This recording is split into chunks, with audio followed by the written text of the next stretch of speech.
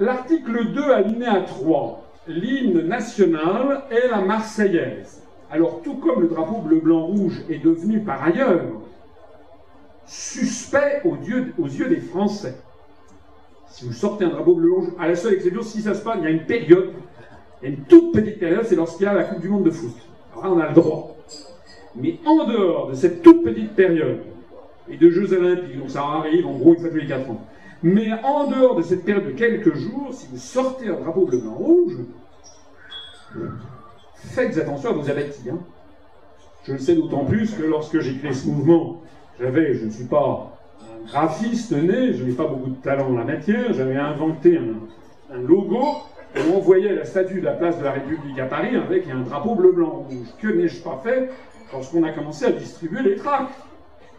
Donc, quand je dis on, c'était moi, on était 3. Il y a un début à tout. Eh bien, il y avait plus de 1 passant sur 2 places de la gare de l'Est, gare du Nord, voyant le tract, qui disait « Ah non, vous êtes des fachos !» Le drapeau de la Révolution française est devenu, dans le peuple français, le symbole du fascisme. Par l'orchestration délibérée, promue, continuelle depuis 1983 du Front National. Alors, l'hymne national et la Marseillaise, c'est pareil. On vous fait croire que la Marseillaise est un hymne, bon, pas joli. Alors, je vous rappelle que non seulement que c'est ridiculisé et diabolisé. On n'ose plus chanter la Marseillaise. Je signale que, par exemple, dans les écoles américaines, toutes les écoles américaines, tous les jours, dans les écoles maternelles, les écoles primaires, etc., on dresse sur un mât, sur la hampe, le drapeau de Stars and Stripes, le drapeau américain, et il y a le Pledge of Allegiance, hein, où tous les enfants, depuis l'âge de 5 ans, jurent en fidélité aux États-Unis d'Amérique, une nation placée sous la protection de Dieu. C'est comme ça que ça se passe hein, chez McDonald's. Ceux qui vous vantent les États-Unis d'Amérique ne vous en vantent qu'une petite partie. La petite partie consistant à détruire la France, à mépriser la France. Mais si on voulait faire une transposition terme à terme de ce que font les États-Unis, il y aurait sacrément des surprises. Je ne le souhaite pas d'ailleurs. Alors l'hymne national et la Marseillaise. Je voudrais revenir et tordre le cou, une fois pour toutes, sur la désinformation concernant la Marseillaise. Je rappelle que la République était en armes en 1792, puisque, comme vous le savez, l'Europe a toujours été un principe réactionnaire. L'Europe coalisée, c'est coalisée avec les nobles émigrés, toutes les cours européennes s'étaient mobilisées, notamment à partir de Coblence, pour aller mater la Révolution française. Il y a donc eu l'appel au peuple en armes pour aller sauver la République. C'est dans cette conjoncture qu'intervient la création de la Marseillaise. Par Rouget de Lille, ça c'est un tableau d'Isidore Pils sous la Restauration, c'est pas un drapeau contemporain, c'est un tableau un peu postérieur, c'est ce qu'on appelle le chant de l'armée du Rhin. Pourquoi? Parce que ce sont des troupes marseillaises, je suis content d'en parler, à Marseille, qui se sont mobilisés du peuple pour aller défendre la République, pour aller se battre dans ce qu'on appelait l'armée du Rhin, pour aller se battre contre les troupes européennes coalisées contre la République.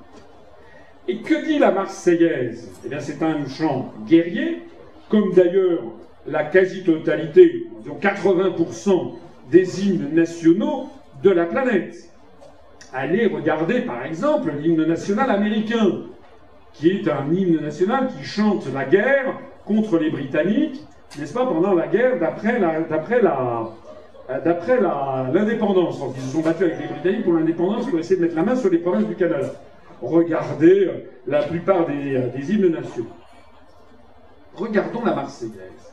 Le premier couplet, « Allons enfants de la patrie, le jour de gloire est arrivé. Contre nous de la tyrannie, l'étendard sanglant est levé.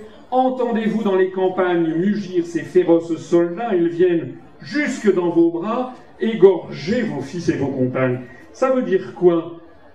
Ça veut dire que l'étendard contre nous de la tyrannie, l'étendard sanglant est levé, c'est une inversion poétique ça veut dire l'étendard de la tyrannie est levé, c'est-à-dire les tyrans se lèvent contre nous, les forces de l'Europe coalisée, l'étendard est sanglant. Il est plein de sang. Du sang de qui? Du nôtre. Ce n'est pas les troupes de Nosferatu. Il s'agit donc les Européens sont pleins de notre sang. Entendez-vous dans les campagnes mugir ces féroces soldats, les féroces soldats des émigrés de Coblence ou bien de l'Europe coalisée? Ils viennent jusque dans vos bras égorger vos fils et vos compagnes. Ce sont les Français, les révolutionnaires qui se font égorger. C'est leur sang à eux qui coule. Couplet numéro 2. Que veut cette horde d'esclaves, de traîtres, de rois conjurés? J'ai envie de la transposer à l'époque contemporaine, cette Marseillaise. Ça donnerait « Allons enfants de la patrie, le jour de gloire est arrivé » contre nous, de la tyrannie européiste, la Commission européenne ou les directives européennes sont édictées. Entendez-vous dans les campagnes mugir ces féroces directives, ils viennent jusque dans vos bras licencier vos fils et vos compagnes. Que veut cette horde d'esclaves, de traîtres, de rois conjurés, de traîtres ou de présidents de la République complètement phagocytés? Pour qui ces signobles entaves, c'est faire dès longtemps préparer, Français pour nous, à quel outrage, quel transport il doit exciter? C'est nous qu'on ose méditer de rendre à l'antique esclavage, il n'y a rien à changer en fait. Le couplet numéro 3, quoi des cohortes étrangères feraient la loi dans nos foyers? Quoi? Des commissaires européens feraient la loi dans nos foyers? Quoi? Ces phalanges mercenaires terrasseraient nos fiers guerriers? Quoi? Ces marchés financiers licencieraient nos fiers ouvriers? Grand Dieu, par des mains enchaînées, nos fronts sous le joug se ploieraient, de vils despotes deviendraient les maîtres de nos destinées. Grand Dieu, par des mains enchaînées, nos fronts sous la dette se ploieraient. Goldman Sachs deviendrait les maîtres de nos destinées. Il n'y a presque rien à changer, hein. Alors, bien sûr, il y a le refrain. Il y a le refrain avec qu'un sang impur abreuve nos sillons. Alors c'est ça qui fait que des grandes consciences morales ont expliqué que c'était très très mal, etc. Le problème qu'il y a, c'est que les gens qui vous racontent ça se livrent à une désinformation totale. Je rappelle que sous l'Ancien Régime, le roi, ici Louis XVI et les nobles, portaient culottes. Et bas de soie, une culotte, c'était l'équivalent d'un Bermuda. Vous voyez, ça s'arrêtait sous le genou. Bon, pour Louis XVI, c'est avec de la dentelle et de la soie, dans son habit de sacre. Il n'était pas déguisé comme ça en temps normal, sinon ça aurait fait mauvais genre.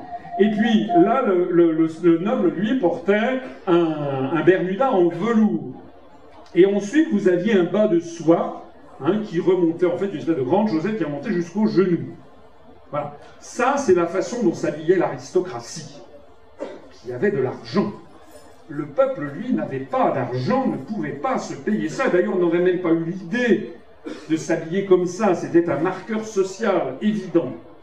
Et donc, au moment de la Révolution, les Français qui ont toujours leur côté bravache, vous savez que le peuple français a décidé de prendre comme symbole le coq gaulois parce qu'on les traitait de coq et d'un animal un petit peu, comment dirais-je, prétentieux, comment dirais-je, un peu ridicule.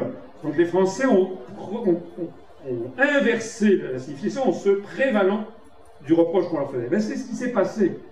C'est-à-dire que les révolutionnaires, qui eux étaient habillés avec ce qu'on appelait des chausses, c'est-à-dire l'équivalent de nos pantalons ou de nos jeans, ont décidé de se baptiser des sans-culottes. Par provocation. Comme ça que ça s'est passé. C'est pas parce qu'ils avaient pas, c'est pas parce qu'ils étaient à poil sur les champs de bataille de Valmy. C'est pas parce que les dames avaient oublié leurs petites culottes qu'ils se sont appelés sans-culottes. C'est parce qu'ils ne s'habillaient pas comme l'aristocratie. On a le même phénomène exactement aujourd'hui avec les gens qui se sont baptisés les sans-papiers. On reprochait à des immigrés clandestins de ne pas avoir où sont vos papiers, et donc ce réflexe typiquement gaulois qui remonte dans le fond des âges, et les gens se sont dit, oui, eh bien, nous, avec fierté, nous sommes des sans-papiers, de même qu'il y avait des sans-culottes. Alors, maintenant, Venons-en au fond du problème. La famille royale était réputée avoir le sang bleu et les nobles avoir le teint plus pâle et le sang plus pur que les roturiers. Ils étaient peints, là par exemple Madame Vigée-Lebrun qui peint Marie-Antoinette, la qualité, la beauté d'une femme en particulier, c'était d'être extrêmement blanche, très très pâle. C'est d'ailleurs la raison pour laquelle toutes les femmes de qualité se protégeaient du soleil, portaient des ombrelles. Il fallait avoir le sang le plus blanc, le teint le plus blanc possible, puisque c'était la preuve que l'on avait le sang pur. Et si l'on faisait partie de la famille royale, on avait non seulement le sang pur, mais le sang bleu. C'était symbole. En revanche, 90% des Français de nos ancêtres étant dans les champs, eux, ils étaient dans les champs, avec le visage basané et hâlé toute la journée, bronzé, on dirait, de nos jours. Et donc, le peuple français, au moment de la Révolution, revendiqua, de même qu'il revendiquait être sans culotte, il se revendiqua comme étant de sang impur par provocation. Alors maintenant, ben, vous avez compris, le sang impur de notre chant national. Qu'un sang impur abreuve nos sillons signifie très exactement le peuple français est prêt à nourrir de son propre sang le sang impur. C'est pas du tout une théorie raciste. Le peuple français est prêt à nourrir de son sang la terre de France pour défendre sa liberté et la République contre l'étendard sanglant, justement, des Européens, qui viennent justement égorger vos fils et vos compagnes. D'ailleurs, ce sens est confirmé par le 4e couplet de la Marseillaise. Tout est soldat pour vous combattre, tout est soldat, tous les Français sont des soldats pour vous combattre. Vous, les forces coalisées de l'Europe contre la France. S'ils tombent, s'ils meurent, nos jeunes héros, la France en produit de nouveau. C'est une métaphore, nous sommes à l'époque du XVIIIe siècle, une métaphore inspirée des économistes, par exemple, des physiocrates, pour lesquels la richesse essentielle était dans la production agricole. Donc là, s'ils tombent, nos jeunes héros, la France en produit de nouveau, comme elle produit de nouveau du blé. Contre vous, tout prêt à se battre. Donc vous avez compris qu'un sang impur abreuve nos sillons, ça veut dire, mais tant mieux, le sang du peuple français va abreuver nos sillons pour produire de nouveaux héros qui vont se battre. Le sang impur de la Marseillaise désigne le sang du peuple français, prêt à mourir contre la noblesse européenne coalisée. Cette formule n'a strictement rien à voir avec une théorie xénophobe ou raciale, comme on veut vous le faire croire constamment dans toutes les télés, toutes les radios depuis maintenant des décennies, pour vous faire honte, pour que vous ayez honte de votre propre histoire, alors que c'est l'une des plus belles histoires nationales du monde.